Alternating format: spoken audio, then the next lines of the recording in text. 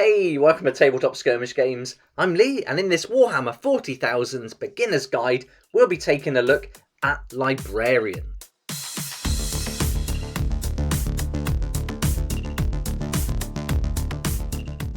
In this video, you'll get a pretty thorough introduction to Space Marine Librarians. You'll find out what are they, what do they do, what armour they use, the different weapons that they're equipped with, the markings that you can see on them, the stratagems associated with them, the different psychic powers, relics, warlord traits. Then we'll look at the data sheets and where you can buy them. And all the information that I'll be using in this video will be taken from the Codex Supplement Ultramarines, the Space Marines Codex, and the Imperium magazine. Right, let's get started and find out what are librarians. Now, librarians are the Space Marine psychic warrior mystics, and as well as being battle psychers, librarians are keepers of lore. They wield terrifying empiric energies, allowing them to crush a foe's skull, throw up protective shields, and hurl blasts of psychic power with just a mere thought. They use their potent warp talents to empower their brothers and destroy their opponents. And to do this, they'll manifest psychic powers. They'll also be able to inflict mortal wounds on the enemy at range, and they can do things like negate cover bonuses. They can also grant invulnerable saves if there's friendly fighters within a bubble. They can reduce leadership values of enemy fighters, and they can do these things during the psychic phase. So these are one unit that can be activated in that psychic phase. And speaking of units, a librarian is going to be consisting of just one single librarian. In the Space Marine Codex, there's 4 different librarians you can choose from, and the first is a Primaris librarian. So let's look at the armour that each of these different types can use. And the Primaris librarian is going to have the Mark X Tacticus armour, and this is an advanced power armour, and it's got these huge pauldrons to deflect fire. It gives them a freedom of movement on the battlefield, and you've got a layer of ceramite protection throughout. Now, this Primaris librarian is going to be following the Librarius discipline, and we're going to be covering this later on in the video. The next librarian is the Firstborn, and he's not going to be wearing the Mark X Tacticus armour, but he is going to get all the same benefits as we did see with that armour. The third librarian is in the Phobos armour, and this is my favourite of all of them and the one that I'll be including in my army. And he's wearing the Phobos armour, and now this armour is lighter and much more streamlined. So he's going to be totally different, and he's going to bring an element of stealth and infiltration to the game. He's going to come with some Vanguard capabilities because of the armour, and some access to the Vanguard warlord traits. And he's got a different discipline. He follows the obscuration discipline, which again we're going to cover later on. And our fourth librarian is wearing Terminator armour, and this is a Firstborn librarian again, and so he's wearing the Terminator armour, and this is going to give him less movement, but there is a benefit to this, as he's going to get better protection with his saves, and that's going to give some frontline combat advantages, and he follows the Librarius discipline. Now let's have a look at the weapons that these librarians are equipped with, and they're all going to be slightly different. This is the first one, the Primaris librarian, and he's got a bolt pistol, a force sword, and he can access 2 psychic powers in the psychic phase, and he's also able to deny 1 psychic power. He automatically comes with frag grenades and crack grenades, and there's no options to change any weapons or add any other war gear. Now we've got the Firstborn, and he comes with a bolt pistol and a force stave. He's also got access and can use 2 psychic powers in the psychic phase, and can deny 1 psychic power as well. But there's some options you can see with the weapons that we're going to go through in a second. But let's take a look at the war gear, and he also comes with frag and crack grenades, but you can add a jump pack. Now this is going to give him 1 extra power, and it will come at a cost as well. You will have to use some points to access that. But he can change his bolt pistol to a bolt gun, a combi weapon, or something from the pistols list. Now, again, this is going to cost you extra to be able to do that, though. You've got a lot of options with this guy, so you can also swap out his force stave for a force axe or a force sword, and then again there's going to be some point costs involved. Now we're on to the librarian with Phobos armor, and he has got a bolt pistol, the force sword, and again access and can use 2 psychic powers in the psychic phase, and can deny 1 psychic power as well. And this is my favourite one, looks great, and he's got some war gear that all the others have, including the frag grenades and crack grenades, but he has this camo cloak, and we'll go through the camo cloak a little later on as well. And finally, we've got our librarian in Terminator armor, who comes with a force stave, and you have an option to equip him with 1 combi weapon. That's going to cost you some points. He's got the 2 psychic powers and can deny 1 psychic power. He's got the force stave, and you've got the option to swap this out for a force axe or a force sword at an extra cost. You'll notice that the different librarians have markings on them, as do all the different units throughout the Space Marines. So let's take a look at the markings for the librarians and see exactly what they mean and which ones we should include when painting our army. So first of all, the librarian is a command unit, and so you'll see this skull up here represents a command unit. This section has got all the different colours for the different companies, and Ultramarines have 10 companies that you can choose, and I play the 4th company. But with the librarians, because they're not attached to the company, even though they fight with them, they don't have to use that colour on their pauldron. And we'll go through this in a bit more detail later on, because there's a few things that contradict each other. You won't see any of these numbers for the squads either, because they're not going to be part of a squad directly. But you will see these markings here, and these are the Librarius badges, and librarians display the icons of the Librarius upon their armour, and these symbols are usually borne upon the knee pads and right shoulder pads of their power armour. And then on the left shoulder pad you're going to get the chapter icon, and for me it's the Ultramarine, so this is what you'll see on the left shoulder pad of my librarian. As I'm preparing to paint my librarian, I wasn't sure whether I needed to add the green trim or not to them. And so let's have a little look as to why we might choose not to, or choose to add it to the shoulder pad. So the first reason is that the librarians are not part of the company, so they don't necessarily have this colour on their trim of the shoulder pads. There's a book called Insigniam Astartes that has all the icons for the Space Marines, and you'll see in there in a little while that they show that it should just be completely blank, either the colour that the Space Marines are. So in the Ultramarines case, it would just be blue all the way around. They wouldn't even have the gold trim. But this contradicts some of the artwork you see from Games Workshop, so there's a little bit of decision making to make here, but it's really up to you whether or not you do it, and there are some benefits to not doing it. For example, you could include them in a different company and so use them for different armies that you have. I managed to find this as a PDF, free download, so if you just type in Insigniam Astartes on Google, then you'll come across this and you can be able to download it as a PDF. A really useful document to have, and on page 42 it tells you about the librarians, and it shows that their armour and their shoulder pads there are all the same colour, so we would keep all those trims the same colour as their armour, which in this case would be blue. Let's have a look at some of the other markings you might find on the librarian, but also some items that they carry with them as well that are quite unique to them.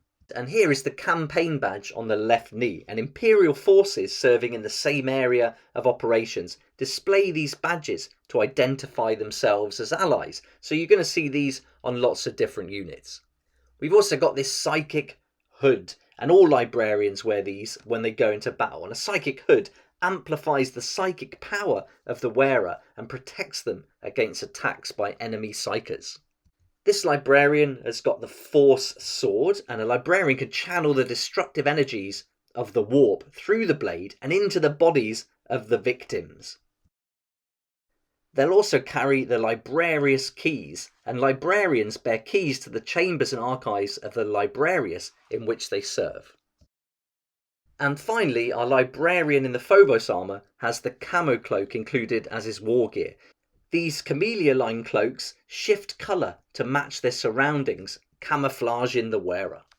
That covers the markings and items, so now let's move on and look at the datasheet related stratagems. And stratagems are a key part of Warhammer 40,000.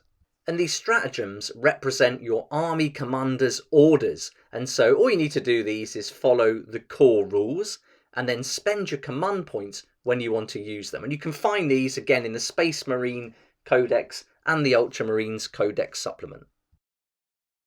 There are quite a lot of stratagems that relate directly to the librarian, and so I've got them all listed here, all the ones that will relate to them. But I would recommend just going away and reading them. So pause the video, check out which ones apply, and then you can go and read those either on the screen here or in the books if you have them. But if I go through all of these, this video is going to take so long. But I think really these are all going to suit your style of play as well. So, you know, it's going to be unique to you, which ones you'd like to choose and use in your game. And you've got lots of other command points to choose for your different units as well. But all these ones here are great choices for the librarians. Now let's look at disciplines, and for the librarians there's going to be two disciplines, Librarius and Obscuration, and both of these are going to open up different psychic powers. So let's start by looking at the psychic powers for the Librarius, and these are a really important part for the librarian and their role, so we're going to focus on these and really look at them in detail. So the stratagems, I would say just take a look through in your own time, but this is really important, so let's spend some time looking at these psychic powers. And the first psychic power, and this is available to both the Librarius and Obscuration disciplines, is called Smite. And you'll use all these psychic powers, whichever ones you choose, in the psychic phase. Now, a psychic test of 5+ is required to manifest Smite, and Warp Charge increases by 1 for each other attempt to manifest Smite made in this phase. And if manifested, closest visible enemy unit in 18 inches suffers D3 mortal wounds. But if it's manifested with a psychic test result of 11+, the enemy instead suffers D6 mortal wounds. So you get that 11+, you can do a little bit more damage. So Smite really is about targeting the enemy and inflicting some mortal wounds on them. I'm not going to cover all the rules for the psychic phase in this video, but I will do a separate video for that soon, so look out for that. Next we've got Veil of Time. And this has a warp charge value of 6, so we're going to need a 6+ to get this one manifested. And if manifested, you select one friendly unit within 18 inches of the librarian. And then until the start of your next psychic phase, you can re-roll advance rolls and charge rolls made for that unit. And until the start of your next psychic phase, if that unit starts the fight phase within engagement range of an enemy unit, it fights first in that phase. So this is given some great advantages. It's going to help you push your chosen unit forward, and it's going to give them the edge in close combat. Next we've got Might of Heroes, and with this one you select a friendly core or character model within 12 inches of the librarian, and until the start of your next psychic phase you can add 1 to that model's strength, toughness and attacks characteristics. And if a unit has more than 1 toughness characteristic, use the lowest toughness characteristic in that unit when resolving any rules. So I really like the sound of this one, and because you can choose 2 psychic powers to use in each psychic phase, this is a really good one to go with, I think. Next we've got Null Zone, and this is used by the librarian to protect themselves against attacks, but are also going to protect them from psychic tests as well. So you can see you're getting lots of different powers here. One, you can make an all-out attack, you can increase the advancement, you can empower another model, and you can even protect yourself. But we've got more, and the next one is Psychic Scourge, and this is another opportunity to use your psychic powers to do some damage at range. And there's some conditions here with some rolling dice and adding your leadership characteristic to the result of the roll, and then if that's higher than your opponent's, then you can deal some more mortal wounds to them from range. And that 18 inches is a really nice range, especially if you're playing like combat patrol size battles. It works out really well. The next one is Fury of the Ancients, and this one sounds awesome. You can choose an enemy model within 18 inches, they've got to be visible, and then you draw a line between any part of the librarian's base and any part of that selected model's base, and then every other enemy unit that crosses that line suffers 1 mortal wound. So you can damage quite a few units here if you get things lined up properly. So this is a really nice one as well. And finally, we got Psychic Fortress, and this is going to allow you to give a friendly unit a invulnerable save, a 5+ invulnerable save. So this is another protective kind of psychic power spell that they can bring off. So I really like this. I think librarians are really interesting models, and having all these different psychic powers to choose from is really fun, and I think a great part of the game. But there's more to look at. We've still got the Obscuration discipline to look at. Now, they're going to get the Smite psychic power as well. We've already gone through that one. But they're going to get 6 unique ones to use. And this is going to be totally different to how you play. And the first one is Shrouding. And Shrouding has a warp charge value of 6. So we need a 6+ to manifest it. And if manifested, select one friendly Phobos unit within 18 inches of this librarian, and until the start of your next psychic phase, unless that unit is the closest eligible target, enemy models cannot target that unit with ranged attacks. I really like this one, and partnering up your librarian with some eliminators is a great way to do that, because they're going to have that Phobos armor and they're shooting at range, so you can keep them just taking hits at the enemy and then protect them from any ranged attack. So I really like this Shrouding psychic power. And next we've got Soul Sight, and another one I'd really want to use alongside some eliminators, because with this one, each time a model in that unit makes a ranged attack, you can re-roll the hit roll, and the target does not receive the benefits of cover against that attack as well. So Soul Sight and Shrouding, first of all, are brilliant too to use, certainly with the eliminators.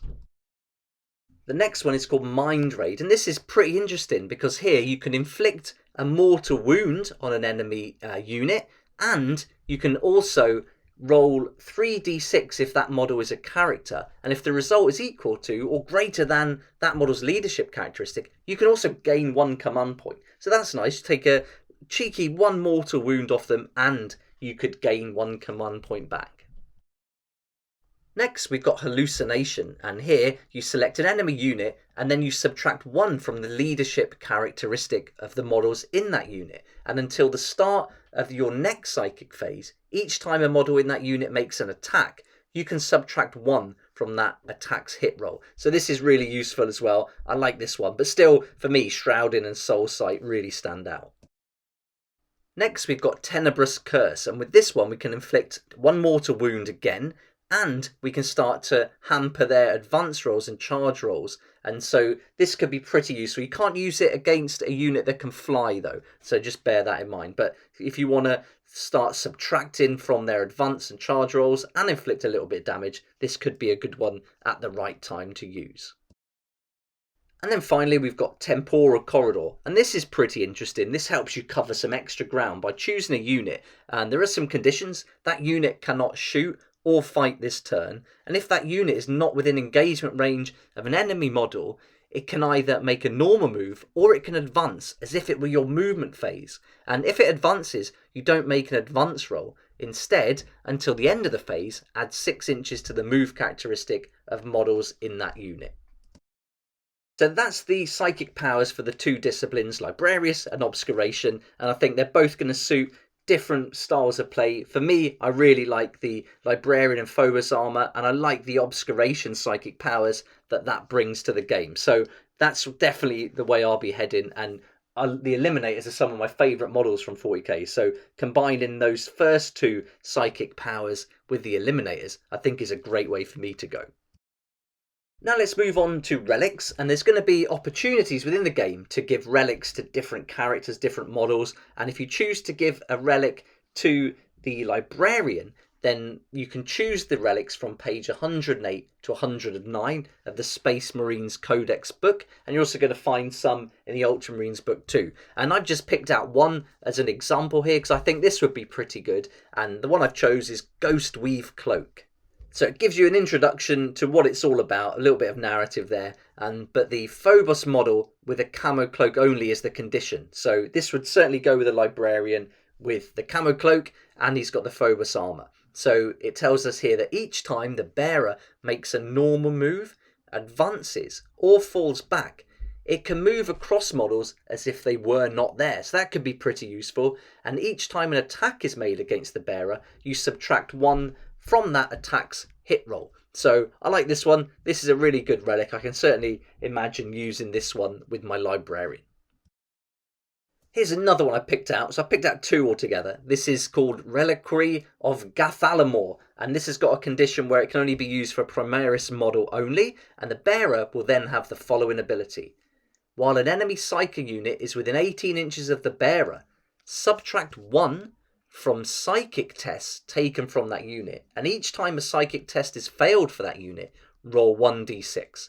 On a 4+, that unit suffers d3 mortal wounds. So this would be a great relic for any librarian, either in Librarius or Obscuration discipline. So there we go. I think you've got 2 nice options there. Let's have a quick look at warlord traits now, because you may choose to have your librarian as your warlord. And I've done a video dedicated just to introducing warlords and warlord traits. It's quite a big topic, and that keyword does come up a lot of the time. So that's up on the channel if you want to check it out. But I've picked out an example from page 106 of the Space Marines Codex book, and I think this would be a good warlord trait for the librarian in Phobos armor, because he can access the Vanguard warlord traits, and I've chose number 4, Stealth Adept. And this allows the warlord to slip through enemy territory like a spectre, and unless this warlord is the closest eligible target, enemy models cannot target it with range attacks. So this would be great, and again, keeping it back towards the back of the battlefield with those eliminators could be a really nice tactic to use this warlord trait with. Now we're on to the final part of the video, which is going to be the data sheets. Now there's 4 different librarians, each with their own data sheet, but I think we should just focus on one here for our example. So let's continue with the librarian in Phobos armor, and then all the others are going to come from the Space Marines Codex book. So here's our data sheet for the librarian in Phobos armor, and you can see that he's going to cost 100 points. That's at the back of the book, it tells you how much. His power rating is a 5, and then on the left we've got the unit name, and he's going to be a command unit. Now we're on to the profile, and this is going to contain the characteristics that tell us how good the model is going to be. So we've got a movement of 6 inches, a weapon skill is 3+, ballistic skill 3+, strength 4, toughness 4, we've got 5 wounds, attacks 4, leadership 9, and saving on a 3+. And then the librarian of Phobos armor is going to be equipped with a bolt pistol, the force sword, frag grenades, crack grenades, and that camo cloak. That bolt pistol is going to be a range of 12 inches, the type is pistol 1, and then we're going to have a strength of 4, an armor penetration is 0, damage is 1, and there's no abilities associated with it. Then we've got the force sword. This is a melee, so the type is melee as well. The strength is +1, armor penetration is -3, and the damage is D3. So this guy's going to be great up in that close combat. So yeah, at range, not quite so good, but certainly in melee, he's going to be a bit of a force to contend with. Here we've got the war gear, and we know he's got the camo cloak, and that's going to give him an ability, and it tells us here that each time a ranged attack is allocated to the bearer while it is receiving the benefits of cover, add an additional 1 to any armor saving throw made against that attack. So that's pretty good as well. That camo cloak is really going to help keep him a little bit safer, and if you can keep him back and then use the different psychic powers we looked at earlier, I think you could really keep this guy in the fight for quite some time. We're on to abilities, and the librarian is going to get the Angels of Death and Concealed Positions. You can find these on page 124 to 125 of the Space Marines Codex. And so with Angels of Death, you end up getting 4 different abilities. The first one is They Shall Know No Fear, and each time a combat attrition test is taken for this unit, you ignore any or all modifiers. So there's going to be 4 abilities with this altogether, and I've gone through these in the Assault Intercessor video. So if you check that out, or you've seen it already, you already know exactly what these Angels of Death abilities give the model, because I think all the Space Marines pretty much are going to get this. So this is something really worth noting and using amongst all your different models. But concealed positions is one given to the librarian here, so let's have a look at that one. And this tells us that vanguard forces often infiltrate the battlefield ahead of the main advance, taking up forward positions to ambush the foe. So during deployment, when you set up this unit, if every model in this unit has this ability, then it can be set up anywhere on the battlefield that is more than 9 inches away from the enemy deployment zone and any enemy models. So you can get them right up there in the action if you want to. And going back to the data sheet, we can see that the librarians also got the psychic hood ability, and each time a deny the witch test is taken for this model, if the unit attempting to manifest the psychic power is within 12 inches of the model, you can add 1 to that deny the witch test. So again, close combat seems to be a decent option for this guy. I'm wanting to keep him back with my eliminators, but you know, you might want to get him stuck in up front to do some more damage and also to have a better chance at denying the witch. And the final ability is called Deathwing, and if this unit is from the Dark Angels chapter or one of its successor chapters, then you can have the Deathwing keyword for it. I'm playing Ultramarines, so this ability hasn't got any relevance for my game. Next, we've got a section about the Psyker, and it tells us that this model can attempt to manifest 2 psychic powers in your psychic phase and attempt to deny 1 psychic power in your opponent's psychic phase. And it knows Smite and 2 psychic powers from the Obscuration discipline. They're on page 111 of the Codex, and we've looked at these already earlier on in the video. Then we've got faction keywords, which are Imperium, Adeptus Astartes, and your chapter. And then finally, regular keywords of Infantry, Character, Primaris, Phobos, Psyker, and Librarian. And that now covers everything from the data sheet. And so you're going to get 4 different ones, one for each librarian. Each will be slightly different. For example, they're going to have different disciplines and things like that, and some different war gear as well. So definitely check it out and see which one you'd prefer for the style of play you like to use for your army. If you like the look of this model and would like to buy it to add to your collection, then you can find it in issue 11 of the Imperium magazine, sold out in the UK, but the US you're still in with a chance at the time this video is made. But you can always just buy it as a separate model. It's going to come with this single sprue, and the recommended retail price with Games Workshop is £20 here in the UK. But I'll put some links down below to Wayland Games where you can get it with 20% off at £15.90, and if they haven't got it in stock there, you've also got Element Games, who have always got it there for around £17, and they're really good and reliable as well. So there's the affiliate links in the description below if you'd like to save and also support the channel, as I'll get a small commission from any sales made. And so that concludes our introduction, and it's a pretty thorough introduction to librarians. We've still got to go over the rules for the psychic phase, and there's also a bit more reading to do for the stratagems and have a look at the different data sheets. But I think this pretty much covers the introduction to them to get started with. So I hope you've enjoyed it, and I hope you found it helpful. But let me know in the comments section below what you think, and if I've made any mistakes, please point that out too. That'd be awesome. This beginner's guide series is really starting to grow now. We've got the intro to assault intercessors, intro to warlords and traits. I've got this fun way to test armies with Warhammer, and also 25 reasons to collect Space Marines. So they're all on the channel if you want to check those out. I'd like to say a huge thank you to my Patreon supporters who make these daily videos possible, and if you're interested in joining the community, it'd be awesome to see you there, and I'll put a link for that in the description down below.